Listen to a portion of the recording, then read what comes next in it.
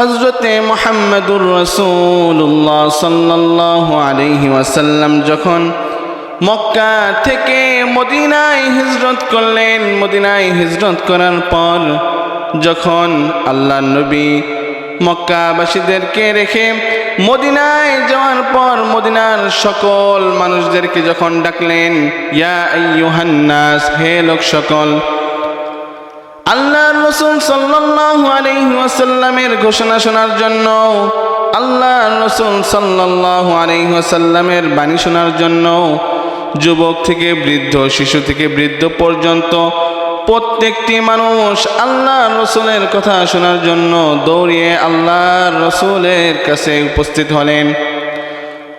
আব্দুল্লাহ ইবনে সালাম বর্ণনা করেন, যিনি ইহুদিদের বড় একজন পাদ্রী ছিলেন, বড় একটি পণ্ডিত ছিলেন। ইহুদি ধর্মে যিনি ধর্মগুরু থাকে তিনি হচ্ছে ধর্মগুরু, তিনি হচ্ছে পাদ্রী। আব্দুল্লাহ ইবনে সালাম রাদিয়াল্লাহু আনহু ইসলাম গ্রহণ করার পূর্বে ইহুদিদের বড় একটি পণ্ডিত ছিলেন। আব্দুল্লাহ ইবনে সালাম রাদিয়াল্লাহু তাআলা আনহু বর্ণনা করেন, ছোট থেকে বৃদ্ধ পর্যন্ত, শিশু, যুবক, কৈশোর, বৃদ্ধ পর্যন্ত সকলেই যখন আল্লাহর রাসূল সাল্লাল্লাহু আলাইহি ওয়াসাল্লামের কথা শোনার জন্য ছুটে গেল, তখন আমিও তাদের পিছনে পিছনে আল্লাহর রাসূলকে দেখার জন্য ছুটে গেলাম। হঠাৎ করে যখন আল্লাহর রাসূলের চেহারা মুবারক, নুরানি চেহারা যখন আমি দেখতে পেলাম, তখন আমার মনের মধ্যে এই প্রশ্ন জেগে উঠল, এত সুন্দর মুখয়বব, এত সুন্দর চেহারার অধিকারী ব্যক্তি কোনোদিন মিথ্যা কথা বলতে পারে না। আমি শুনতে লাগলাম আল্লাহর রাসূল কি বলে। তখন আল্লাহর হাবিব সাল্লাল্লাহু আলাইহি ওয়াসাল্লাম লোকজনদেরকে উদ্দেশ্য করে বলতেছে, ইয়া আইয়ুহান নাস, হে লোক সকল, তোমরা যদি নিরাপদে নির্বিঘ্নে বিনা হিসেবে জান্নাতে যেতে চাও, তাহলে তোমরা 4টি আমল করবা। 4টি আমল যদি তোমরা করতে পারো, তাহলে তোমাদের মৃত্যু হতে দেরি, জান্নাতে পৌঁছতে দেরি হবে না। আমি আরো খেয়াল করে শুনতে লাগলাম আল্লাহর হাবিব সাল্লাল্লাহু আলাইহি ওয়াসাল্লাম কি বলেন, আমি একটু ভালো করে শুনি। আল্লাহর হাবিব সাল্লাল্লাহু আলাইহি ওয়াসাল্লাম লোকদেরকে বলতেছে, আফশুস সালাম, তোমরা যখন কোনো মুসলমানের সাথে দেখা হবে, কোনো মুসলিম ভাই অপর এক মুসলিম ভাইয়ের সাথে সাক্ষাৎ হবে, সর্বপ্রথম কথা বলার আগে, হাই হ্যালো দেওয়ার আগে সর্বপ্রথম সালাম বিনিময় করবা। সালাম বিনিময় করলে কি ফায়দা? আল্লাহর হাবিব সাল্লাল্লাহু আলাইহি ওয়াসাল্লাম বলেন, এক ভাই যখন অপর ভাইকে সালাম বিনিময় করবে, ওস্তাদ যখন ছাত্রকে সালাম দিবে, ভাড়াটিয়া যখন বাড়িওয়ালাকে সালাম দিবে, বাড়িওয়ালা যখন ভাড়াটিয়াকে সালাম দিবে, ওস্তাদ যখন ছাত্রকে সালাম দিবে, এলাকার চেয়ারম্যান যখন সাধারণ মানুষকে যখন সালাম দিবে, তখন তার মনের ভিতরে যে অহংকার, রিয়া, হিংসা, বিদ্বেষ রয়েছে, সকল কিছু আল্লাহ তাআলা এই সালামের মাধ্যমে অন্তর থেকে সকল অহংকারকে দূরীভূত করে দিবেন। যখন আপনি একজন নিম্ন পদস্থ ব্যক্তিকে আপনি সালাম দিবেন, তখন আপনার ভিতরে আর অহংকার থাকবে না। আবার ওই লোকটাও মনে মনে ভাবতে থাকবে, এত বড় একজন শিল্পপতি, এলাকার একজন চেয়ারম্যান যখন আমাকে সালাম দিল, আমি আর ওই ব্যক্তির দুর্নাম করতে পারবো না। এরকম আমরা যদি একে অপরকে সালাম দেই, তাহলে সমাজের মধ্যে সামাজিকতা, সম্প্রীতি বৃদ্ধি পাবে, উভয়ের মাঝে মহব্বত তৈরি হবে, সমাজের মধ্যে আর ফিতনা ফাসাদ তৈরি হবে না।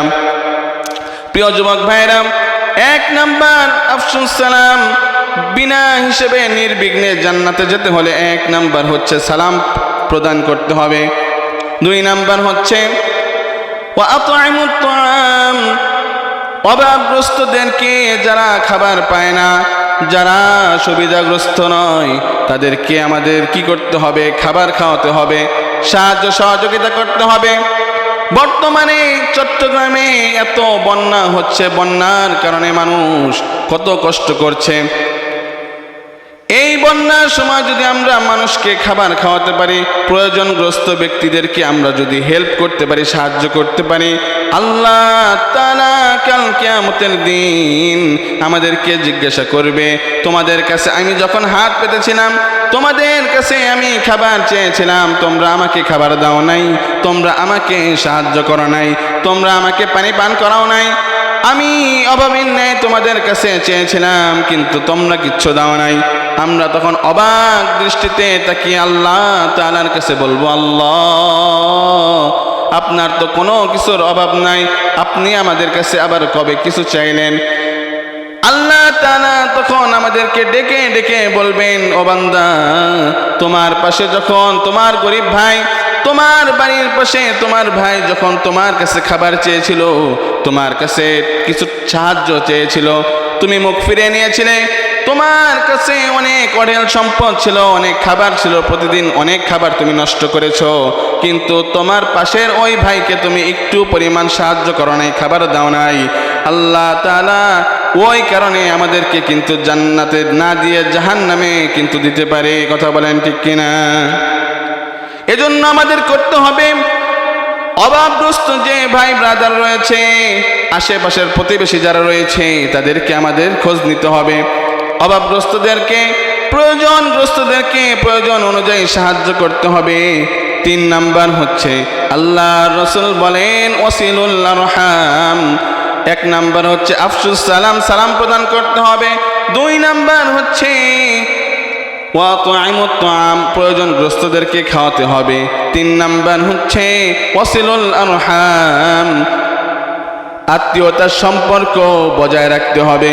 বর্তমান জামানায় দেখা যায় শুধু বাবা মার মধ্যে সম্মানটা সীমাবদ্ধ রয়েছে, চাচা মামা খালু কারো সাথে আর সম্পর্ক নাই। কথা বলেন ঠিক কিনা? বর্তমান পরিস্থিতিতে এমন অবস্থা রয়েছে, বাচ্চা জন্মের পরে শুধু তার মা এবং বাবাকেই চিনে, দাদা দাদির সাথেও তেমন সম্পর্ক নাই, গ্রামের চাচা চাচির সাথেও কোনো সম্পর্ক নাই, ফুফুদের সাথেও কোনো সম্পর্ক নাই। কারণ বাবা তো ফুফুর হক দেয় না, বাবা তো তার বোনের হক দেয় না, চাচার হক দেয় না। কথা বলেন ঠিক কিনা? কাল কিয়ামতের দিন আল্লাহ তাআলা হকুল ইবাদের জন্য যখন আটকে দিবে, একজন মানুষ যতই আমল করুক না কেন, তাকে যখন জান্নাতের দিকে অগ্রসর করা হবে, আল্লাহ তাআলা তখন তাকে আঁকড়ে ধরবে, ও অমুক, ও আব্দুর রহমান, ও আব্দুর রহিম, তুমি জান্নাতে যেতে পারবে না, কেননা তুমি তোমার বোনের হক দাও নাই, তুমি তোমার ভাইয়ের হক দাও নাই। এজন্য আল্লাহ তাআলা কাল কিয়ামতের দিন আমাদেরকে আটকে দিবেন, আমাদেরকে জান্নাতে প্রবেশ করতে দিবে না। কেননা আমরা যদি দুনিয়াতে থাকা অবস্থায় বোনের হক ভাইয়ের হক ঠিক মতো না দেই, কাল কিয়ামতের দিন আমাদের আর জান্নাতে প্রবেশ করতে দিবে না। এজন্য মুসলমান ভাইরা, আত্মীয়তার সম্পর্ক ঠিক রাখতে হবে। ওয়াসিলুল আরহাম, আমরা যদি আমাদের আত্মীয়তার সম্পর্ক ঠিক রাখি, তাহলে আল্লাহর রাসূলের হাদিসের উপর আমল করা হবে। 4 নাম্বার হচ্ছে ওয়াসিলুল আরহাম ওয়াসাল্লু বিল লাইলি ওয়ান নাসু নিয়াম। ওয়াসাল্লু বিল লাইলি, রাতে নামাজ পড়তে হবে, তাহাজ্জুদের নামাজ পড়তে হবে। কখন? ওয়ান্নাসু নিয়াম, লোকজন সকলে যখন ঘুমিয়ে যায়, দুনিয়াবাসী যখন ঘুমিয়ে যাবে, অর্থাৎ রাত 1টার পর থেকে গভীর রজনীতে আল্লাহ তাআলা যখন প্রথম আসমানে এসে বান্দাদেরকে ডাকতে থাকে, বান্দাদের গুনাহ মাফের জন্য যখন ডাকতে থাকে, ওই সময় তোমাকে নামাজ আদায় করতে হবে। আল্লাহ সুবহানাহু ওয়া তাআলা কুরআনুল কারীমের মধ্যে বলেন, ওয়া মিনাল লাইলি ফাতাহাজ্জাদ বিহি নাফিলাতাল লাক। আল্লাহ তাআলা এই আয়াতের মধ্যে তাহাজ্জুদের কথা বলেছেন। গভীর রাতে গভীর রজনীতে কিয়ামুল লাইল করতে হবে।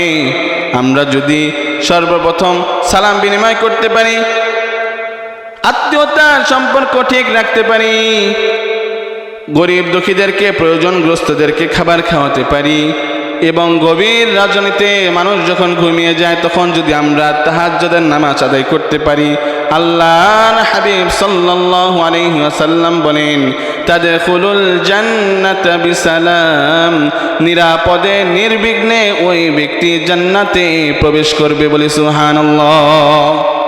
তাহলে কি করতে হবে? আল্লাহর হাবিব সাল্লাল্লাহু আলাইহি ওয়াসাল্লাম বলেন 4টি কাজ